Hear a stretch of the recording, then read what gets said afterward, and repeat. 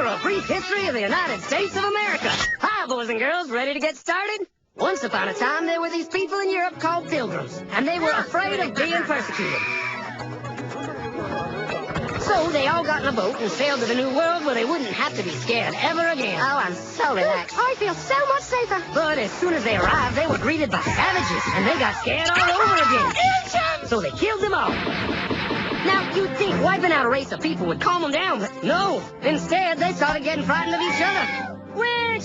So they burned witches. In 1775, they started killing the British so they could be free. And it worked, but they still didn't feel safe. So they passed a Second Amendment which said every white man could keep his gun. I loves my gun.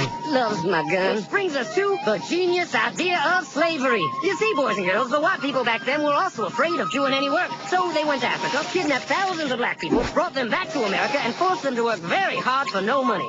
And I don't mean no money like I work at Walmart and make no money. I mean $0. Nothing. Not a zip. Doing it that way made the USA the richest country in the world.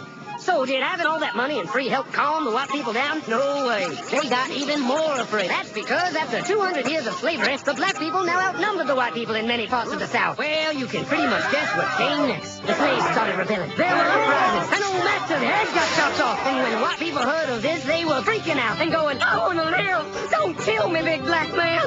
Well, just in the nick of time came Samuel Colt, who in 1836 invented the first weapon ever that could be fired over and over without having to reload. And all the Southern whites were like, yeehaw! But it was too late. The North soon won the Civil War and the slaves were freed. Yep, they were free now to go chop all the old masters' heads off. And everybody was like, oh no, we're gonna die. But the freed slaves took no revenge.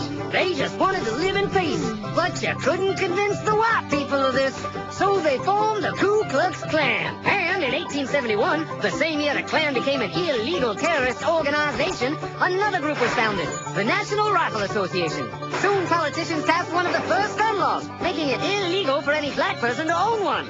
It was a great year for America. The KKK and the NRA. Of course, they had nothing to do with each other, and this was just a coincidence. One group legally promoted responsible gun ownership, and the other group shot and lynched black people. And that's the way it was all the way to 1955, when a black woman broke the law by refusing to move to the back of the bus. White people just couldn't believe it. Huh? Well, I won't say no. What's going on? Man, all hell broke loose. Black people everywhere started demanding their rights, and white people had a major freaky field meltdown, and they were all like, run away! Run away!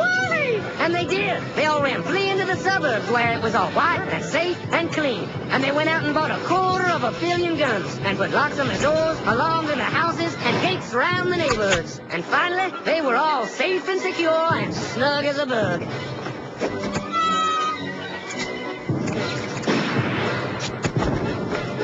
And everyone lived happily ever after.